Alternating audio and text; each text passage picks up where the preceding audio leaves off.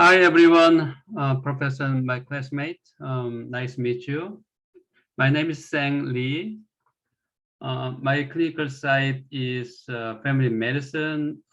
Name is Han Family Medical Group, located in California, Anaheim. This is the case presentation for this week. My patient name is SK. The 68-year-old Asian female, accompanied by her husband. Chief complaint is vomiting and stomach pain for 2 days. HPI, the patient presented with a complaint of vomiting and abdominal pain. The patient first vomited for 2 days ago and vomited two or three times at that time. Associated symptoms are subjective fever with epigastric pain, dyspepsia, today still feeling vomiting and nausea, and abdominal pain. She denies sick contact. She stated that her pain is 3 or 4 out of 10, and took acetaminophen 500 milligram 3 times a day, but didn't help. She reported that she is tolerating soup and the blend diet for now. Patient state she had a similar episode 6 months ago and resolved on its own. Patient blames this episode for her GERD flare-up. Previously, she had Helicobacter pylori 3 or 4 years ago from the blood work and was treated by medications. Upper endoscopy was done 3 years ago, found to have gastritis. Last month, ultrasound abdomen result showed mild fatty liver cyst, and then gallbladder stone. And then also the lower extremity arterial Doppler result show no significant stenosis. Past medical history are hyperlipidemia, hypertension, and GERD. Surgical history, oophorectomy, and the cesarean section 1 time. Medications are atenolol and the lidocaine topical patch, and then atorvastatin, and then vitamin D supplement. Family history, her parents both deceased. Mother had no medical issue, but father had cirrhosis and then gastritis. Social history, she lives in California with her husband who operates a Korean restaurant in the Korean community. She sometimes helps him in busy days and eats irregularly. She never smokes nor drinks. She does regular exercise by walking in the park 1 hour, 3 or 4 times a day. No history of drug use. Currently, she's sexually active and no gun, safe at home. ROS, gastrointestinal system, she admits nausea, vomiting, abdominal pain for 2 days, but denies diarrhea and then constipation. Overall, she denies chills and fatigue and admit subjective fever. Even if her vital signs is stable and normal, she feels a subjective fever. Other systems of ROS are unremarkable. And then, like I said, objective, the vital sign is stable. Temperature is 97.8 Fahrenheit, but she still feels the subjective fever.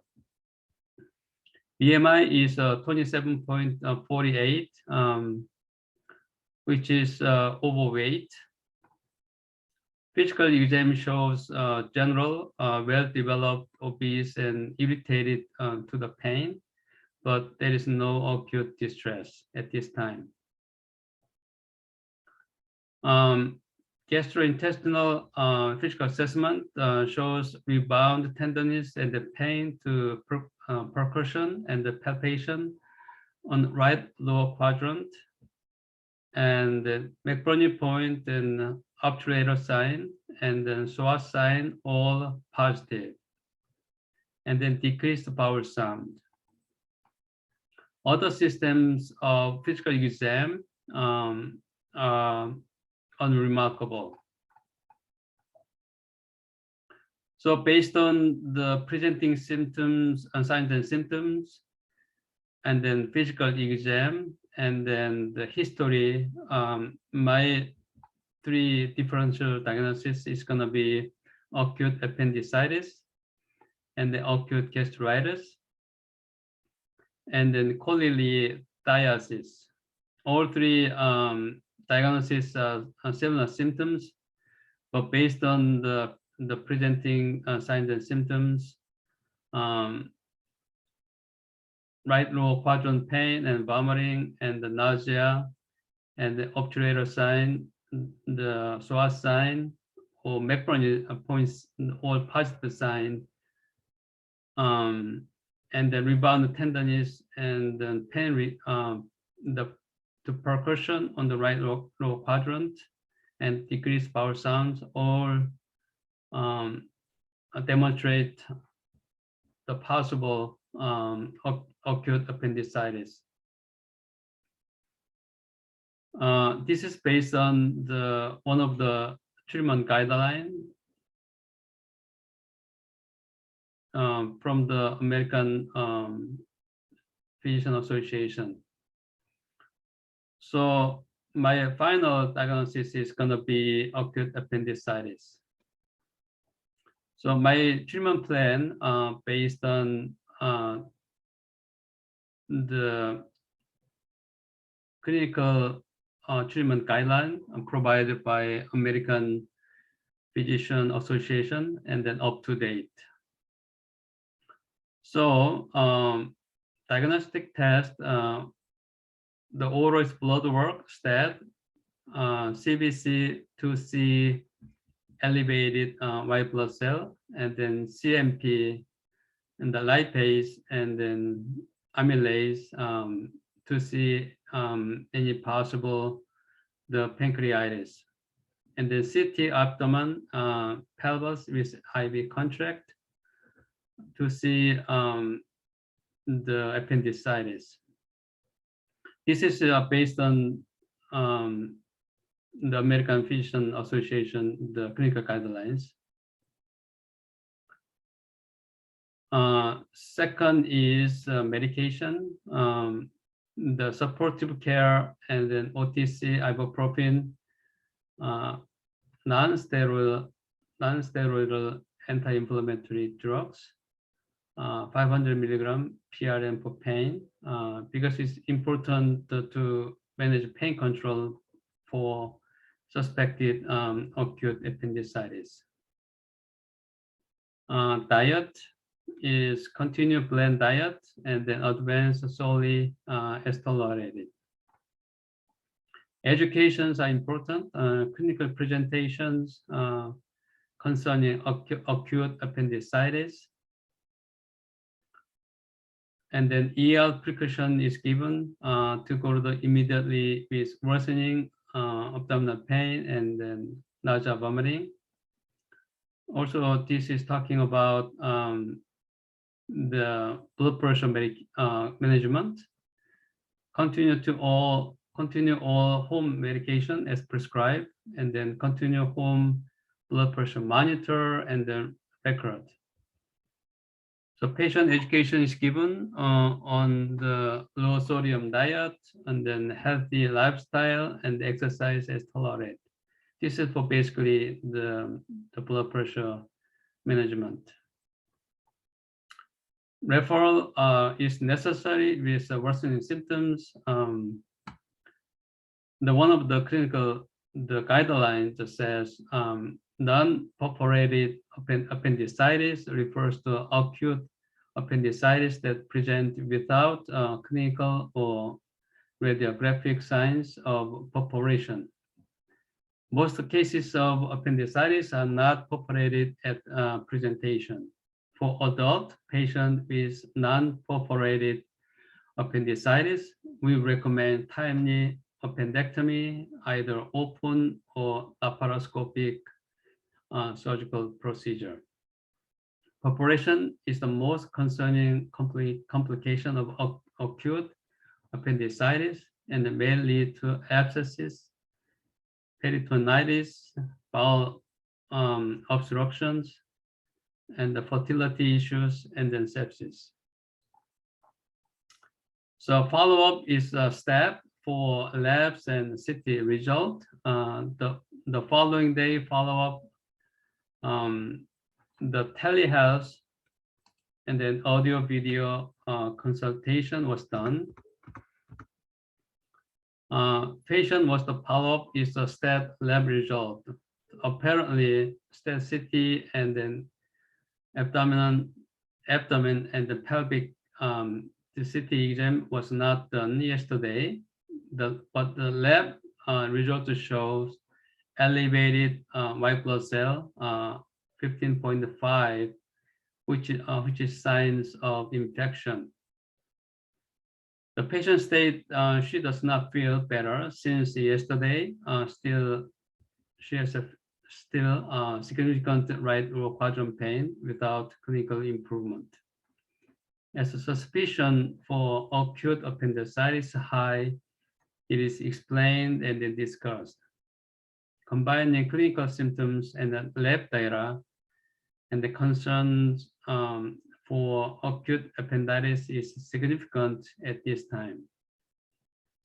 Patient was advised to go to the ER for urgent imaging and the management based on the result. All results and the clinical impression so far was discussed with patient, and then she confirmed that she will go to the ER today. She reported later that she ended up with surgery at the same day afternoon with a serious condition. The surgeon reported that her appendix was about to perforate.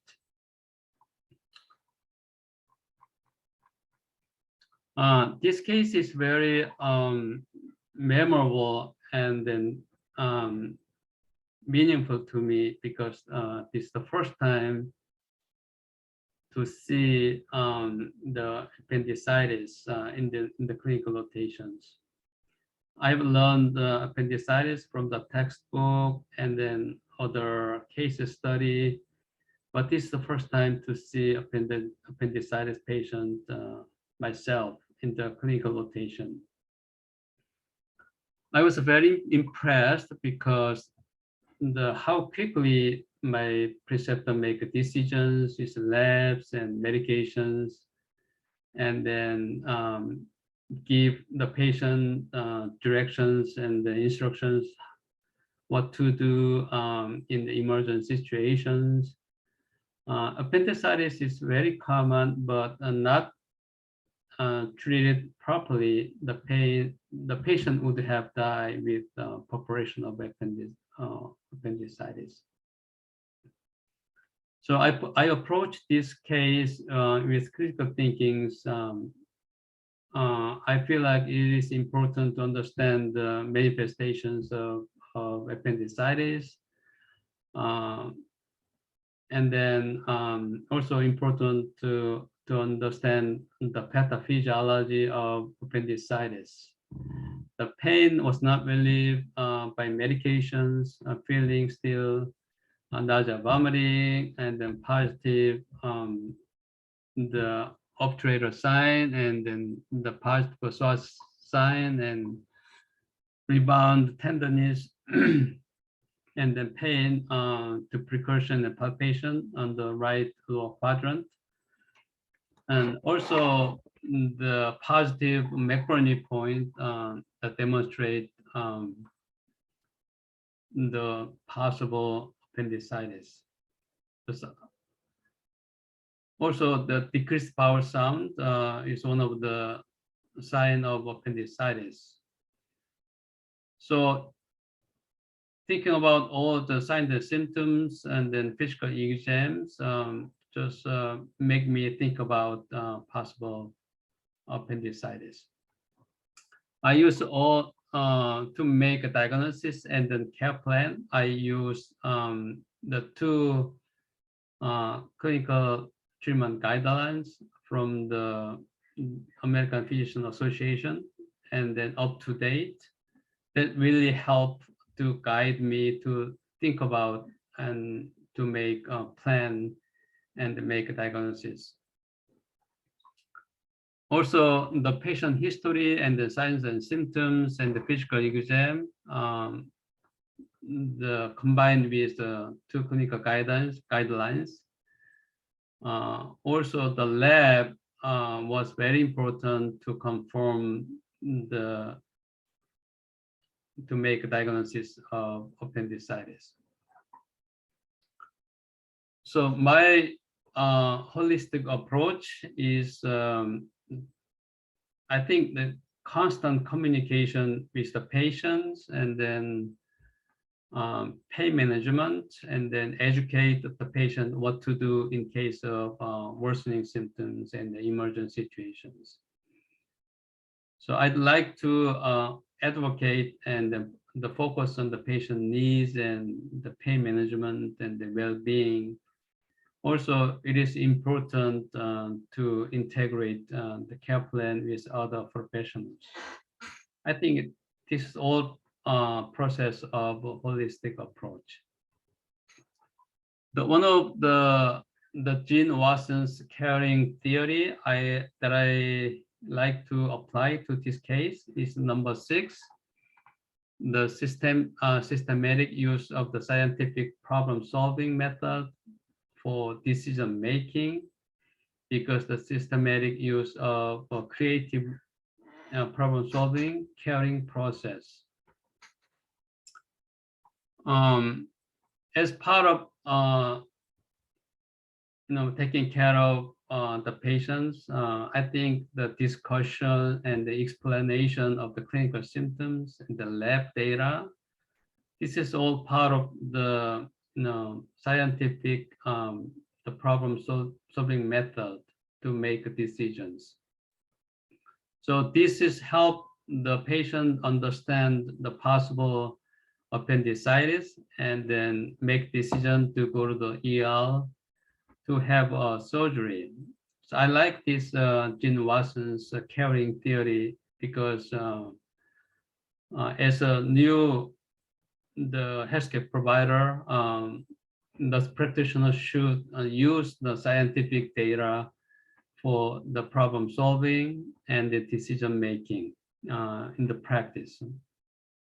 This enables APRNs to make the fast clinical decisions and then increase the quality care and then safety. Thank you so much. This is my presentation today. I hope you guys enjoyed and then my presentation. Thanks so much.